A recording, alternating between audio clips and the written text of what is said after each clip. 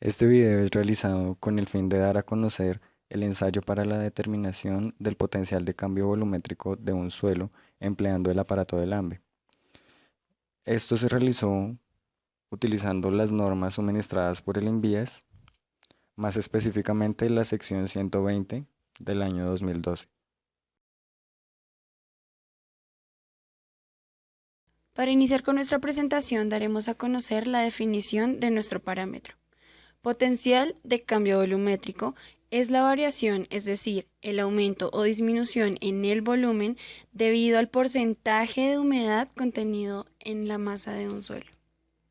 Como pudimos notar, este parámetro es de gran importancia en la geotecnia, ya que a través de él podemos identificar algunas características expansivas de los suelos con el fin de saber si tiene apropiadas condiciones de estabilidad para usarse como material de fundación. Además de esto, el cambio volumétrico que sufre un suelo por contracción o expansión no se puede estimar simplemente con hacer una inspección visual. Para esto, pues se requieren ciertos aparatos de manejo simple, como el aparato de Lambe. Teniendo en cuenta que existen varios tipos de suelos con propiedades y características diferentes, para este ensayo únicamente se deben utilizar suelos finos o suelos cohesivos, más exactamente aquellos que pasan el tamiz número 10. Estos tipos de suelos tienen un porcentaje de finos superior al 35% en peso y están formados fundamentalmente por arcillas y por limos. Las arcillas son partículas microscópicas alargadas y muy delgadas con tamaños menores a los 0,005 milímetros. Presentan inestabilidad ante el agua y son las que vemos exactamente hacia el lado inferior izquierdo de la diapositiva. Los limos son partículas entre los 0,075 y 0,005 milímetros de tamaño y conforman depósitos generalmente blandos que se encuentran mezclados con arenas y con gravas y son las que vemos representadas en la imagen derecha en la parte inferior de la diapositiva. Para poder llevar a cabo este ensayo es necesario tener en cuenta el uso de algunos equipos e instrumentos del laboratorio. Uno de los instrumentos más importantes en este ensayo, como se viene mencionando desde el comienzo del video, es el aparato de Lambe, el cual está compuesto por un marco metálico y una base, una célula y un anillo dinamométrico. El aparato de Lambe sirve principalmente para medir el índice de expansión. El marco metálico y la base por las que está conformado el aparato de Lambe deben ser resistentes y sólidos y también ser capaces de soportar los esfuerzos a los que se les somete en el ensayo. No se deben notar deformaciones y también debe ser capaz de tener un soporte para poder fijar el anillo dinamométrico. Además de esto, la célula que se usa también con el aparato de Lambe, pues su función principal es que la muestra que se está ensayando quede confinada y cubierta de agua. A su vez, la célula se encuentra conformada por un anillo portaprobeta y un anillo guía. El anillo portaprobeta debe tener la capacidad de alojar la probeta de suelo que se va a ensayar, con un espesor que asegure que no se producen aumentos de diámetro bajo el efecto de las presiones que se generan durante el ensayo. También pues, es importante recalcar que la superficie cilíndrica interna de este anillo debe tener 70 milímetros de diámetro y 16 milímetros de altura. Y el anillo guía debe tener las mismas dimensiones que el anillo portaprobeta, pues la única diferencia es que varía la altura porque debe ser aproximadamente 17 milímetros según lo que nos indicaba la norma.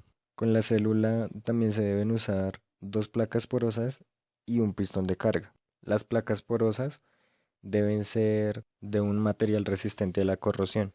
Además de esto deben permitir el paso libre de agua y tener un tamaño de poro que evite la intrusión de partículas de suelo. El diámetro de la placa inferior debe tener un diámetro mayor que el interior del anillo portaprobeta, mientras que la placa superior debe tener un diámetro menor que el interior del anillo. Estos valores deben estar comprendidos entre 0,2 milímetros y 0,5 milímetros. Y el pistón de carga se usa con el fin de que no se experimenten deformaciones apreciables durante el ensayo. Y finalmente, el anillo dinamométrico pues debe tener una rigidez de tal forma que se produzca una milésima de milímetro de deformación bajo una fuerza de 10 o más o menos un newton. También se usó un martillo de compactación, el cual se describe en la norma INVIAS E141. Y también se usó un horno a una temperatura inferior a 60 grados centígrados. De igual manera se utilizó un tamiz número 10 con abertura de 2 milímetros, una regla para enrazar, un cronómetro, una brocha de pelo suave, un mazo de caucho y una navaja. Antes de comenzar el ensayo, la muestra debe ser secada al aire o en un horno a una temperatura inferior a los 60 grados. Luego de esto debe poderse deshacer por medio del mazo de caucho. Entonces, pues después de que se tiene lista la muestra, que ya está seca, procedemos a cuartearla hasta tener dos porciones, cada una de 1 kilogramo aproximadamente. Una de ellas se tamiza sobre el tamiz de 2 milímetros o número 10 con el fin de obtener el material que pasa al tamiz, que es con el que vamos a realizar el ensayo. Para la compactación del suelo se debe tener en cuenta las condiciones de humedad en la que éste se encuentra, debido a que de este dependen el número de capas y de golpes por capa del suelo. Luego de esto se coloca el anillo portaprobeta sobre la base. La superficie de la probeta debe quedar entre más o menos 3 y 6 milímetros por encima del plano de separación de los dos anillos. A continuación se calibran y se manipulan los equipos de tal forma que se llegue a conseguir las características necesarias para cumplir con el ensayo. Por ejemplo, el pistón de carga se debe ajustar para hasta conseguir una lectura del medidor de deformaciones equivalente a 40 newtons. Después de esto se ejecuta el ensayo. Entonces, pues esta sección consiste en que se debe añadir agua a la muestra, llenando la célula hasta que el nivel sobrepase por muy poco la cara superior del anillo guía.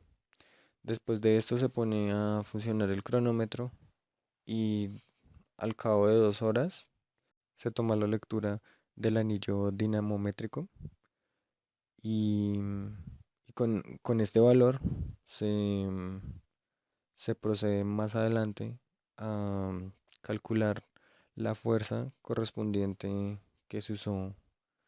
eh, pues esta fuerza se dará en newtons, eso se explicará en la parte de cálculos. En cuanto al formato, sabemos que es una parte realmente importante debido a que allí es donde se van a consignar todos los datos obtenidos durante el desarrollo de la práctica. Este formato debe tener en cuenta los cálculos que requiere la norma para poder así empezar a consignar dichos valores para poder llevar a cabo el análisis matemático según lo que requiera la norma. La parte de cálculos como tal es relativamente corta, solo es necesario calcular el índice de expansión y el cambio volumétrico potencial. El índice de expansión corresponde al cociente entre el valor de la fuerza expresado en newtons y la sección transversal de la probeta expresada en milímetros cuadrados. Pues esto se representa como megapascales. Entonces, pues según lo que nos indica la norma, es que 1 megapascal es igual a 1 newton sobre milímetro cuadrado. Esa es la equivalencia que se le da al megapascal en esta norma.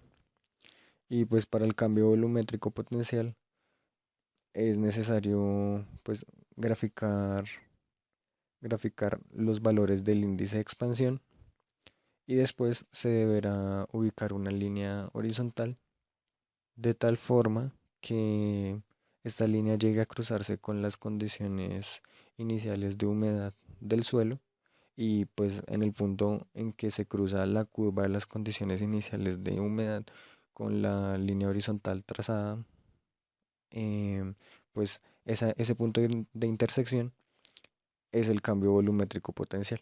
Tanto la AASHTO T 258-81 y la ENVIAS 132-13 son otros dos tipos de ensayo, los cuales se titulan Determinación de suelos expansivos, quienes también se objetivizan hacia la determinación del potencial del cambio volumétrico.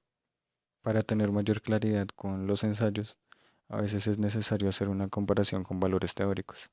En nuestro caso, la tabla que se muestra en la diapositiva nos da a conocer algunos rangos de valores del potencial de cambio volumétrico, relacionándolo directamente con el índice de plasticidad y el límite de contracción. Para este caso en particular, se clasifica el potencial de cambio volumétrico como bajo, moderado y alto.